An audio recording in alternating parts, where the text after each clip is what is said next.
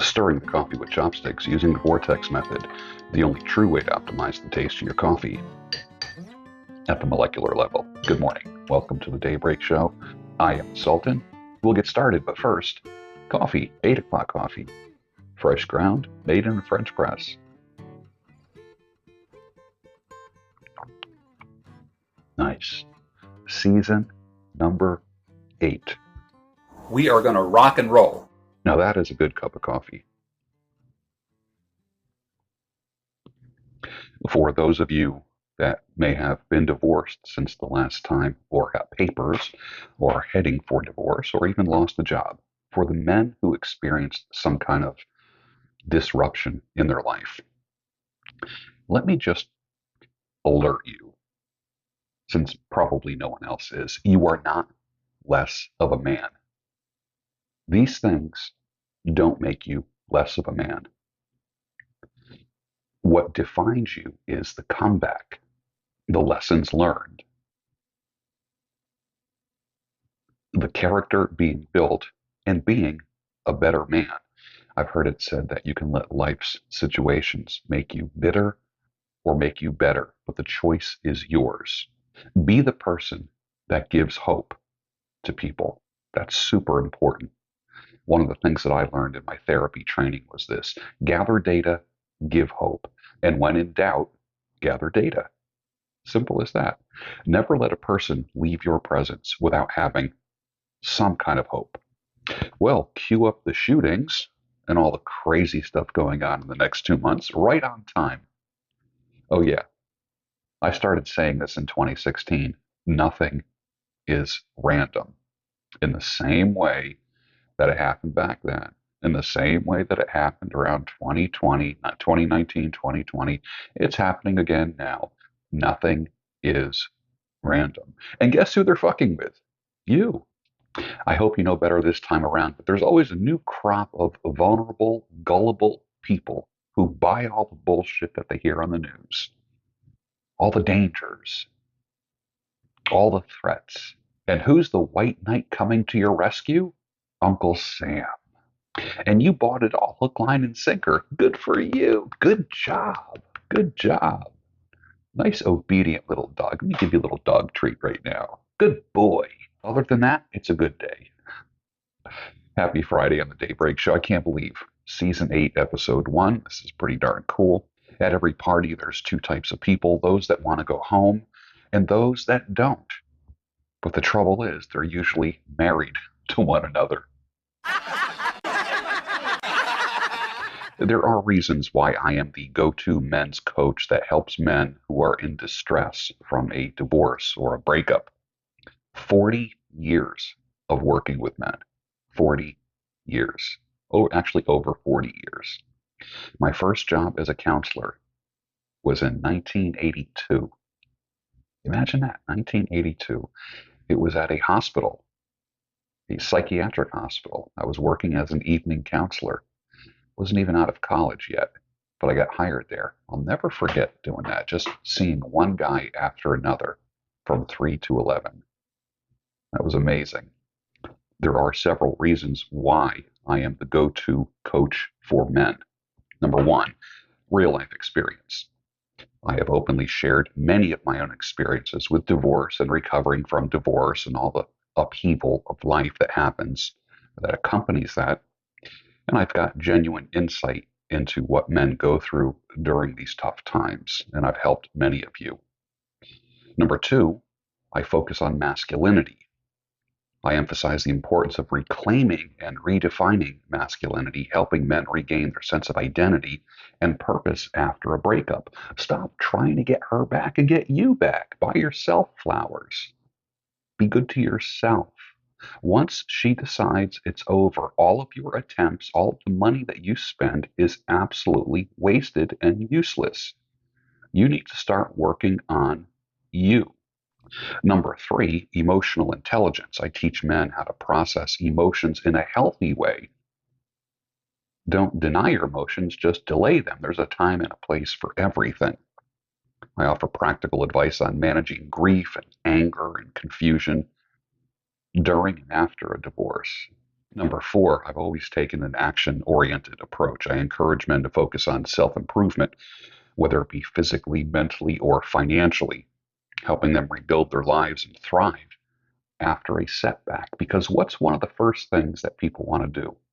They want to escape. How do people escape?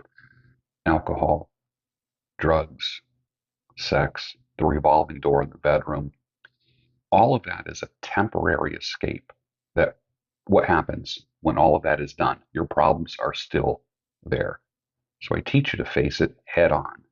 Number five, you must have a mindset shift. I stress the importance of adopting a growth mindset, helping men see divorce not as a failure, but as an opportunity for personal growth and transformation. You can be better. This is not the end of your world. You are alive and you will survive.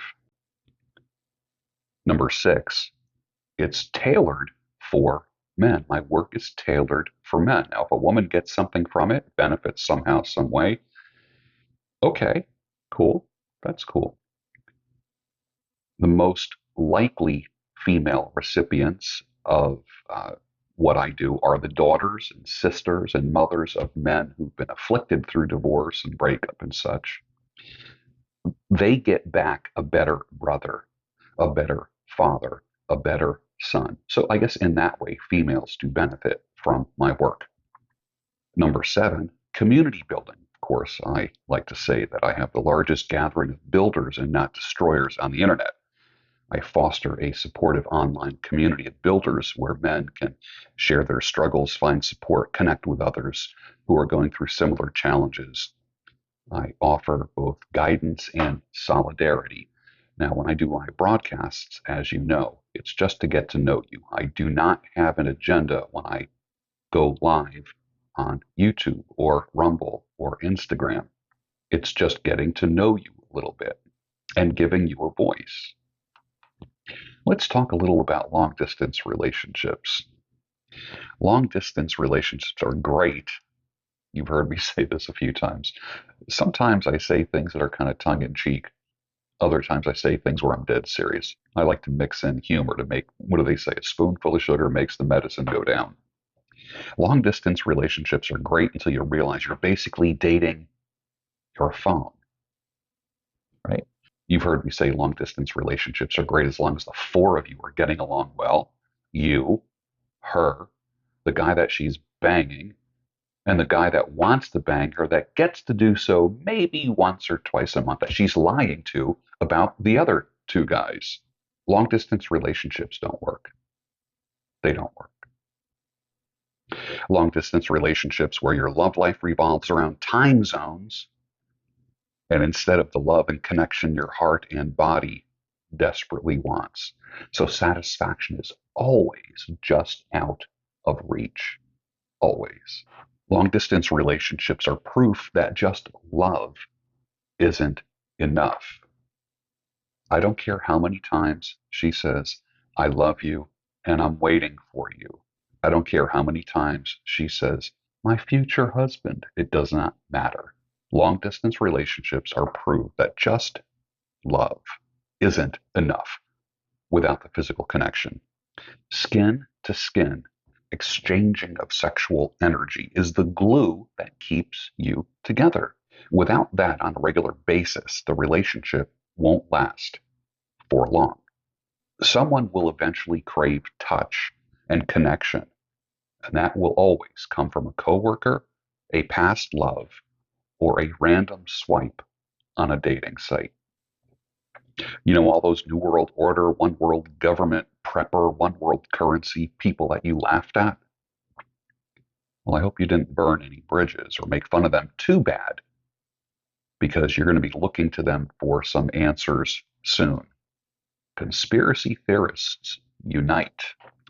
Uncoupled, unmarried men and divorced men, I will ask you this. Are you married to your mission? I would say that it's a good idea to do so. And if you have to get a cheap tungsten wedding band on Amazon and wear it while you work, just a little reminder, then do so. Married to the mission. Put on the ring while you're working to stay focused. You are married to your mission.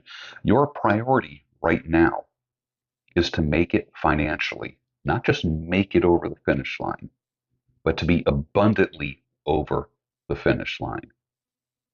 Not just to lose a couple pounds, but to transform your body. Not to fall for the emotional traps that are set for you by other people, whether it be baiting you into arguments or compromising your own values. You need to be married to your mission. And don't let nostalgia make you forget your mission. Keep your standards high. Emotions can be your enemy, and sentimentalism is a trap. You can't heal in the same environment that broke you. That's why you need to protect your peace, because men settle where they have peace. Better a peaceful 6 than a hot 9. And stop moving backwards, please. Just get rid of the reverse gear in your life. Taking her back or desiring her again is like rereading an old book, but expecting a new ending to the book. Men can be delusional when it comes to trying to rebuild an old relationship or a past relationship or going a second time around. Men can be their own biggest enemies. Trust, once broken, is like a shattered mirror. It never reflects the same ever again. And if you don't have trust, you have nothing. The doctor told my wife we should have sex every night. Great. Now I'll never see her. It's from Rodney Dangerfield. Some of the best jokes about marriage are from Rodney Dangerfield. Look up the humor of Rodney Dangerfield on YouTube. You'll be laughing. So your woman says it's me or that pipe smoking. And I have but just one question. What will be your first pipe tobacco that you smoke as a single man? Men, protect your peace and your purpose. The wrong woman can rob you of both peace and purpose. This is why you need to be married to the mission. A good one will help you flourish. The not so good one will distract you from your mission. Choose the wrong woman, and you're going to find yourself fighting battles you never imagined. Your success isn't just about your hustle, it's about who you also let into your life. A bad choice or not so good choice in a woman can derail your progress faster than anything else. I like to say, look for a woman who is a builder, who has the propensity and ability to build. Build what you say. Build something that will outlast both of you. You are co-workers, co-builders in this thing called a relationship, whether that ends up being a marriage or a partnership that lasts a long time. That's your choice. And if it's true that your choice in a woman shapes your destiny, you have some pondering to do. Think about it. Could you have been more or have a different outcome with a different woman in your life? That's possible.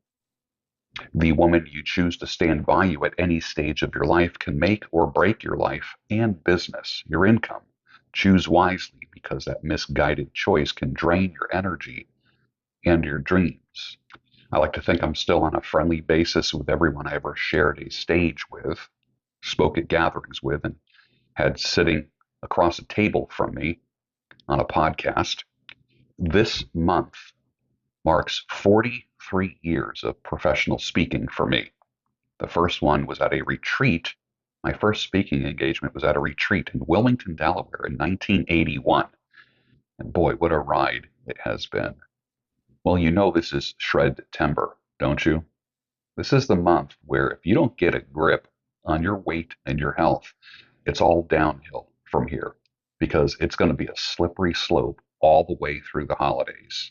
All the food that's around, and you get tempted everywhere you go, the sweets and all the nonsense. Stay the course. Get ahead of it now.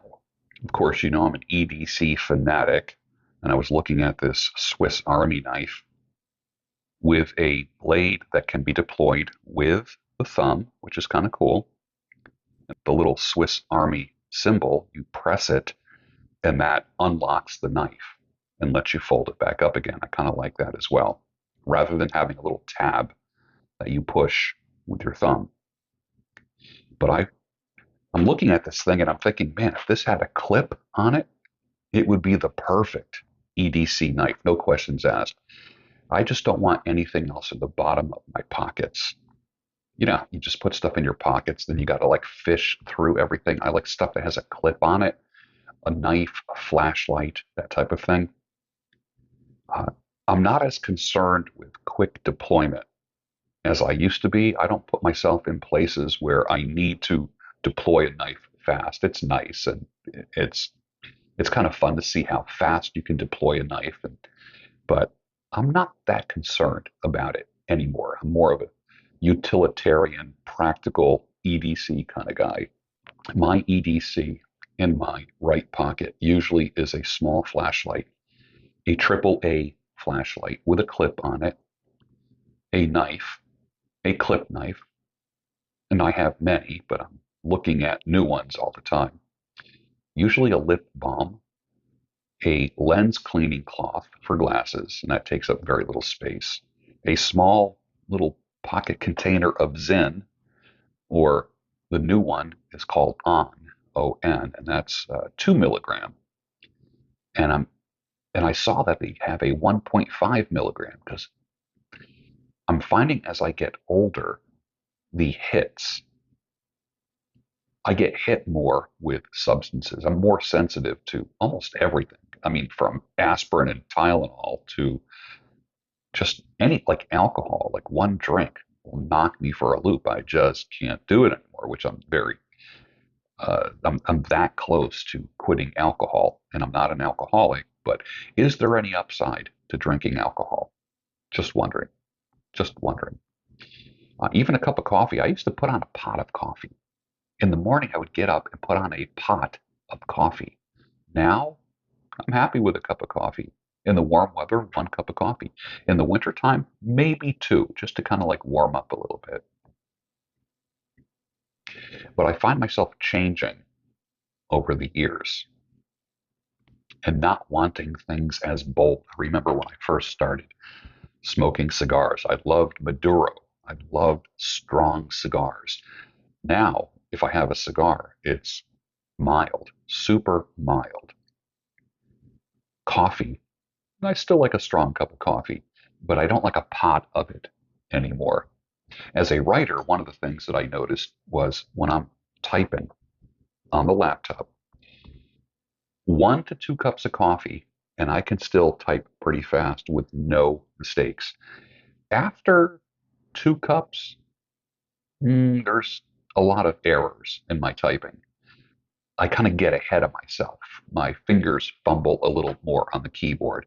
So for me, the sweet spot is 1 to 2 cups of coffee, and then that's it. And then after noon, no coffee at all. I would rather have a cup of herb tea after noon. But back to EDC. So that's in my right pocket. Oh, and a pen, a 4-color pen. I do not carry, all right, I do not carry a fountain pen in my pocket.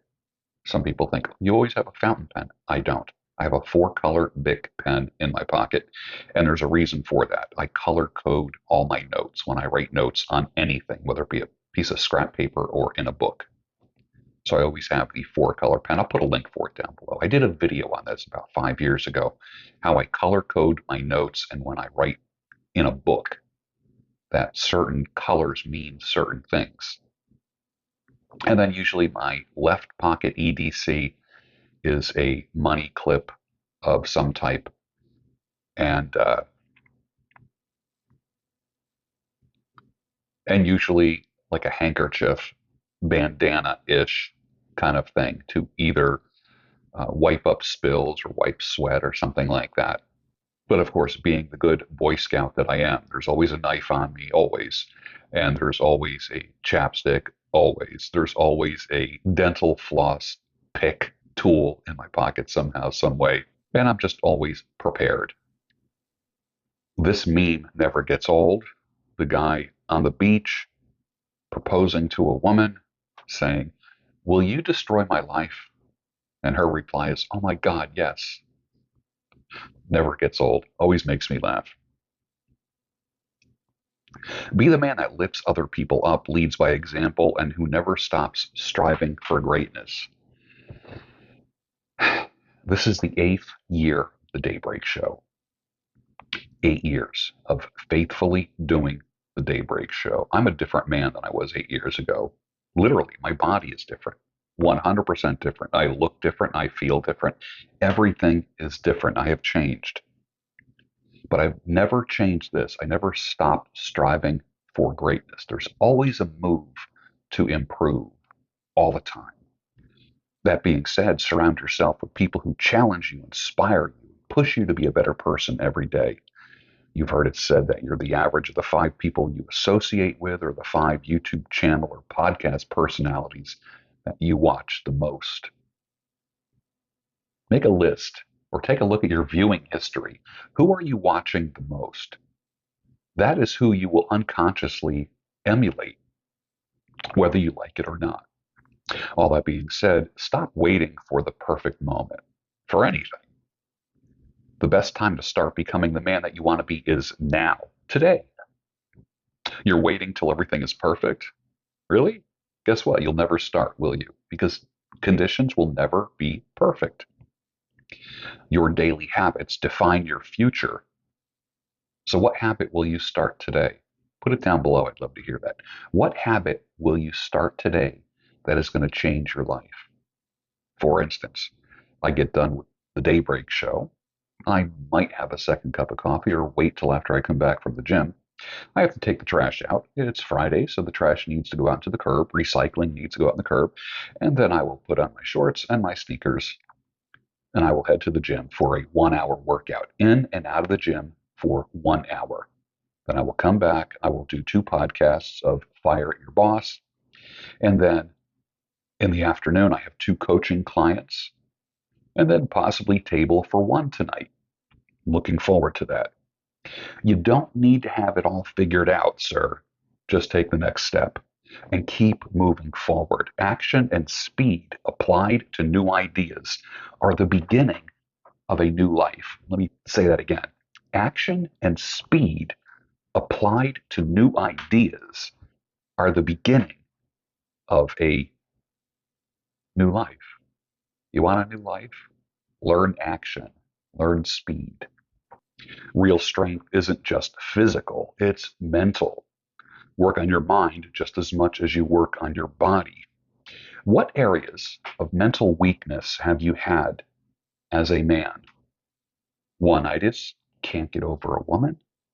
Breast goggles, you're kind of lured and seduced by the beauty and sexuality of a woman.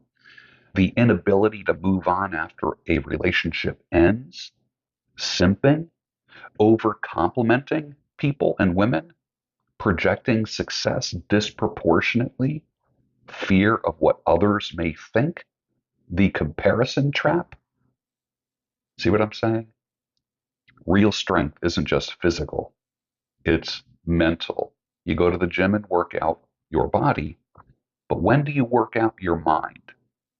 You might be strong physically and aesthetically, look great, but mentally, you're a slave to your emotions, to your hormones. Remember Blockbuster Video?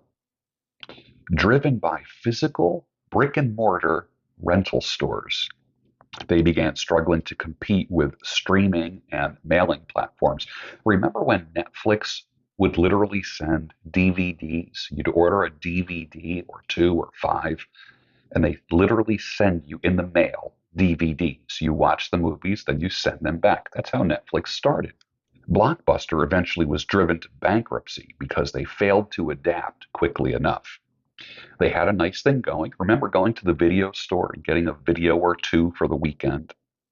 Remember Please Be Kind and Rewind? I remember with the kids and when I was younger having Blockbuster nights.